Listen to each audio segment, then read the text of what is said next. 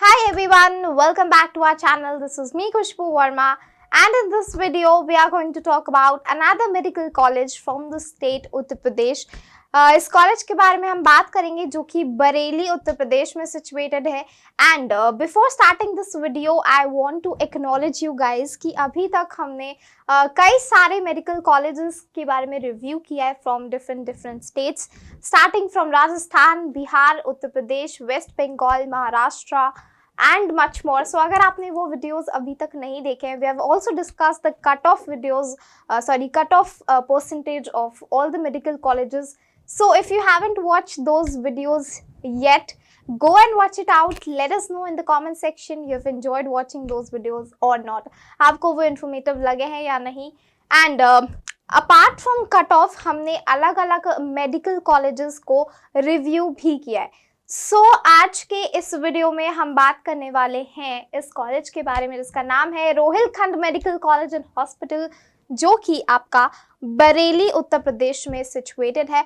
अब बात करें इसके अप्रूवल की तो MCI यानी कि मेडिकल काउंसिल ऑफ इंडिया से इसको अप्रूवल मिला गया है. एंड जिसमें कि अराउंड 42 एकड़ का ये कैंपस बनाया हुआ है, जिसमें you are going to find a medical college and hospital, auditorium, आपका लेबोरेटरीज, जिम, हॉस्टल, ये सारी चीज़ें आपको मिलने वाली है. सो फैसिलिटीज़ के बारे में हम इन डिटेल चर्चा करेंगे बाद में. I am going to tell you कि आपको हॉस्पिटल में क्या क्या सर्विसेज मिलेंगी, मेडिकल कॉलेज में क्या क्या सर्विसेज मिलेंगी. बात करें कि कितने प्रोग्राम्स यहाँ पर है, राइट. स्पेसिफिकली अगर हम मेडिकल कॉलेज के बारे में बात करें तो यहाँ पर आपको UG मिलेगा, MBBS मिलेगा, PG के लिए आप MD कर सकते हो, MS कर सकते हो पोस्ट ग्रेजुएशन में, right. If you talk about the diploma and certificate courses तो वो भी यहाँ पर ऑफर किए जाते हैं. मोर अगर हम ज़्यादातर अगर हम देखें so it is a medical college, ठीक है.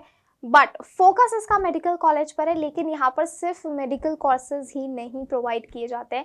It has management, research and development, humanities, engineering, your science, then arts, journalism and mass communication. तो ये सारे प्रोग्राम्स भी यहाँ पर कराए जाते हैं. बट बिकॉज ये ज़्यादातर मेडिकल के लिए जाना जाता है, बिकॉज इसका हॉस्पिटल भी है, राइट, और मेडिकल कॉलेज भी है. तो Rohilkhand medical college and hospital Bareilly के बारे में हम बात कर रहे हैं, जिसका एस्टैब्लिशमेंट हुआ था इन द ईयर 2006. जैसा कि मैंने आपको बताया, इसको MCI यानी कि मेडिकल काउंसिल ऑफ इंडिया से इसको अप्रूवल भी मिला गया है, right. Medical council of India, जिससे NMC से भी जाना जाता है, यानी कि नेशनल मेडिकल कमीशन से भी जाना जाता है.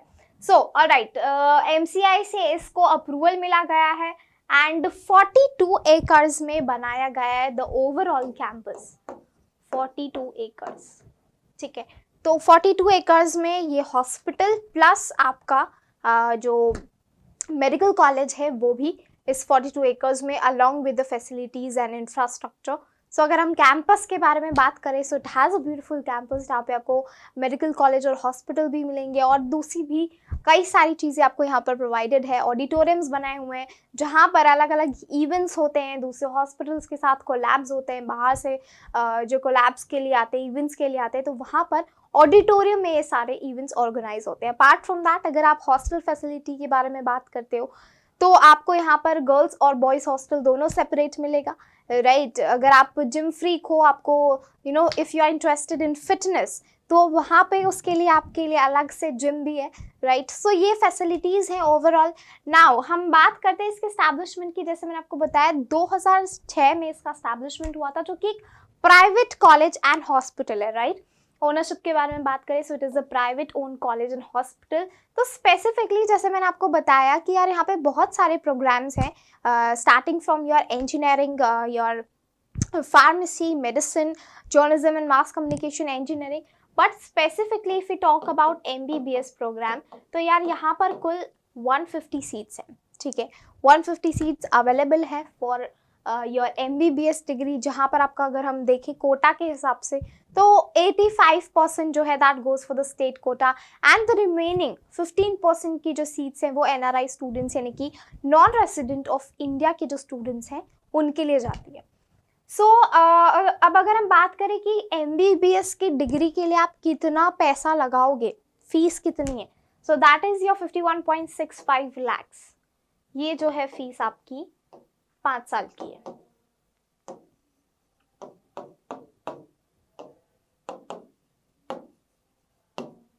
ठीक है, क्योंकि 4.5 साल आपका अकेडमिक्स होता है और 1 साल की आपकी इंटर्नशिप होती है जो कि आपकी पेड इंटर्नशिप होती है। तो ओवरऑल अगर हम देखें तो आपके बचते हैं 4.5 साल, जिसमें कि आपकी 51,65,000 आपकी फीस पड़ती है। कौन सी एग्जामिनेशन के बेसिस पे यहाँ पर आपको एडमिशन मिलेगा? So that is your NEET, national eligibility entrance test के बेसिस पे आपको यहाँ पर एडमिशन मिलने वाला है। तो अगर आपने 2021 में नीट क्वालिफाई किया है, नीट दिया है, तो आपको उसके बेसिस पे एडमिशन मिल जाएगा। बट ऐसा नहीं सोचना कि भाई प्राइवेट कॉलेज है तो कितनी फीस दे दो हमें एडमिशन मिल जाएगा। कट ऑफ होता है, बाकायदा कोटाज होते हैं। अगर आप उन कोटाज में आते हो, उन कैटेगरीज में आते हो तो आपका हो जाएगा। बट वही है कि कट ऑफ के हिसाब से भी बचता है। बहुत सारे कॉलेजेस जो हैं प्राइवेट कॉलेजेस, वो सीट्स जैसे अगर उनकी बच जाती है लेट्स से, तो उसके बाद में वो मेरिट लिस्ट निकालते हैं। ठीक है, अब जैसे सीट्स मान लो 1-2 बच गई या जितनी भी है कैटेगरीज के बाद में, कोटास के बाद में, तो फिर मेरिट लिस्ट निकालते हैं। एंड जितने भी आपके हाईएस्ट स्कोर है, जितने भी बच्चों के सबसे ज़्यादा जिसका स्कोर होगा, स्कोर कार्ड अच्छा होगा, दे गेट द एडमिशन। ठीक है, तो मेरिट लिस्ट का भी ऑप्शन होता है। बट अगर हम बात करें स्पेसिफिकली इस कॉलेज के बारे में, तो यहाँ पर मेरिट लिस्ट का कोई सिस्टम नहीं है। यहाँ पर आपका जो है नीट के बेसिस पे ही एडमिशन होगा। अब अगर आप मान लो MBBS में एडमिशन लेना चाहते हो तो उसका एलिजिबिलिटी क्राइटेरिया क्या है? सो मिनिमम आपके 12th में जो है 50% मार्क्स आने ज़रूरी हैं। ठीक है, अगर आप जनरल कैटेगरी को बिलोंग करते हो, एंड लेट्स से 12th में आपके मिनिमम 45% मार्क्स आने ज़रूरी है if you are from reserved category. यानी कि अगर आप OBC, ST या फिर SC कैटेगरी को बिलोंग करते हो तो आपके मिनिमम 45% मार्क्स आने ज़रूरी है। Now let's say if you are not from reserved category or unreserved category, अगर आप PH यानी कि फिजिकली हैंडीकैप्ड कैटेगरी को बिलोंग करते हो, सो इन दैट केस आपके मार्क्स कितने आने ज़रूरी है? 40%, राइट? तो सबसे ज़्यादा रिलैक्सेशन मिल जाता है फिजिकली हैंडीकैप्ड कैटेगरी वालों को, देन उससे कम मिलता है आपका रिजर्व कैटेगरी वालों को यानी कि OBC, ST और SC वालों को, और फिर आता है आपका जनरल कैटेगरी। तो इसमें 50% मार्क्स तो आने आपके ज़रूरी है। बट एक चीज़ कॉमन है, दैट इज योर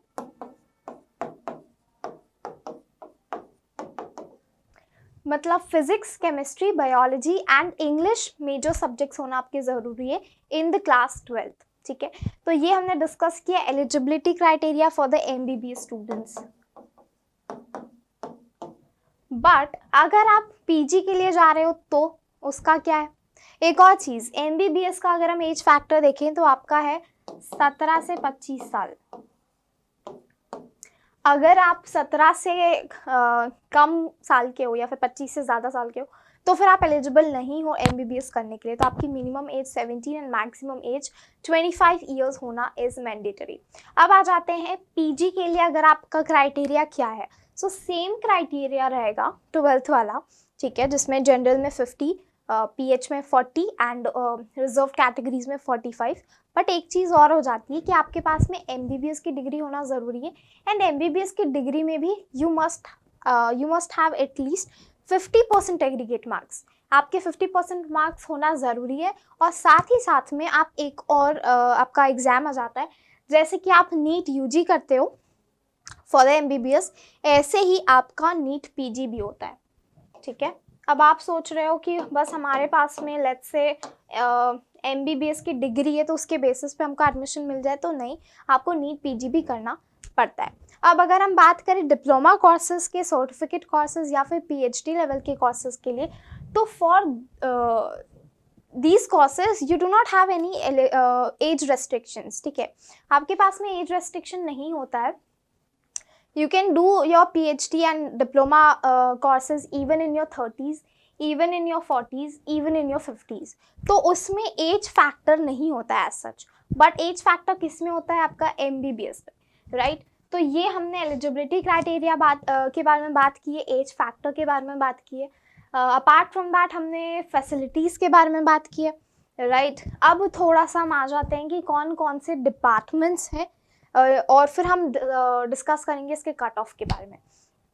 सो अगर हम डिपार्टमेंट्स के बारे में बात करें for the post graduation courses, तो आपका MD आ जाता है, MS आ जाता है, DM आ जाता है, MSc आ जाता है। अब डिपार्टमेंट्स कौन कौन से, अगर लेट्स से आप MD करना चाहते हो, ठीक है, तो उसके लिए कौन से डिपार्टमेंट है, MS के लिए कौन से डिपार्टमेंट है। इस कॉलेज में तो स्पेसिफिकली आपका MD और MS ही होता है, ठीक है, for the post graduation.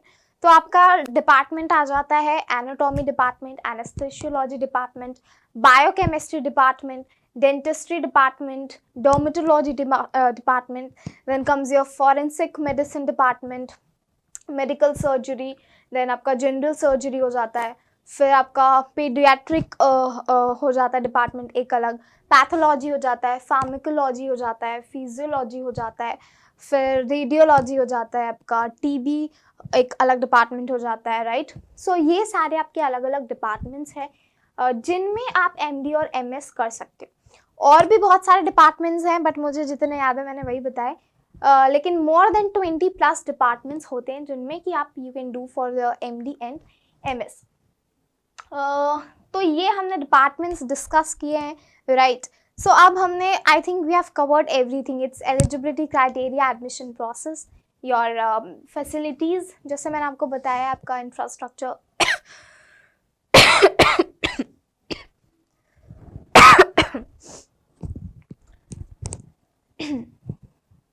Alright. सो जैसे कि मैंने आपको यहाँ पे फैसिलिटीज़ के बारे में बताया, your infrastructure, your facilities, you are going to get a separate hospital, आपका मेडिकल हॉस्पिटल है, आपका कॉलेज है, आपका गर्ल्स और बॉयज़ हॉस्टल अलग अलग है, then you are going to get a cafeteria जहाँ पर मेस है आपका, right. You are going to have your 4 time meal in that cafeteria. उसके बाद में आपका एक रेस्ट रूम अलग से हो जाता है, गेस्ट रूम्स अलग है। लेट्स से अगर आपको स्पोर्ट्स में इंटरेस्ट है तो उसके लिए आपका स्पोर्ट्स के ग्राउंड्स अलग अलग बने हुए हैं, क्रिकेट ग्राउंड अलग है, फुटबॉल ग्राउंड अलग है, आपका ऑडिटोरियम अलग है जहाँ पे सारे इवेंट्स होते हैं, लेबोरेटरीज है, देन योर बैंक हो गया, आपका ATM हो गया। सो ये सारी फैसिलिटीज़ हैं जो कि आपको इस कॉलेज एंड हॉस्पिटल दोनों में मिलेगी, right. So I think I have cleared out almost everything, right. So हम बात कर रहे हैं यहाँ पर Rohilkhand medical college and hospital, जो कि आपका बरेली में आता है। अब आ जाते हैं एक और इम्पॉर्टेंट चीज़, यानी कि हमारे कट ऑफ पे। सो अगर हम बात करें MBBS के कट ऑफ के बारे में, तो यार हमेशा मैं यही बोलते आई हूँ कि कैटेगरीज और कोटास के हिसाब से वो वेरी करता है, बट मोर और लेस अगर हम बात करें एक जनरल कट ऑफ के बारे में, सो अगर आप जनरल कैटेगरी से हो, ठीक है, तो आपका 50th परसेंटाइल आने ज़रूरी है नीट के एग्जाम में, दैट गोज फॉर यू 302। वहीं पर अगर आप let's say OBC ST SC से हो तो आपके 265 मार्क्स आने ज़रूरी है अगर आप 40th परसेंटाइल पर लेते हो। तो ये स्टेट कोटा के हिसाब से मैं आपको बता रही हूँ। बट अगर आपको PG के लिए अप्लाई करना है तो PG में अगर हम कोटा वाइज देखें, कट ऑफ देखें, तो उसके हिसाब से अगर आप जनरल कैटेगरी से बिलोंग करते हो, साथ ही साथ में आप इकोनॉमिकली वीकर सेक्शन से भी बिलोंग करते हो, तो आपके मिनिमम 302 मार्क्स आने ज़रूरी है, that is again your 50th percentile. But let's say अगर आप OBC ST या फिर SC से बिलोंग करते हो तो आपकी 265 मार्क्स आने ज़रूरी है।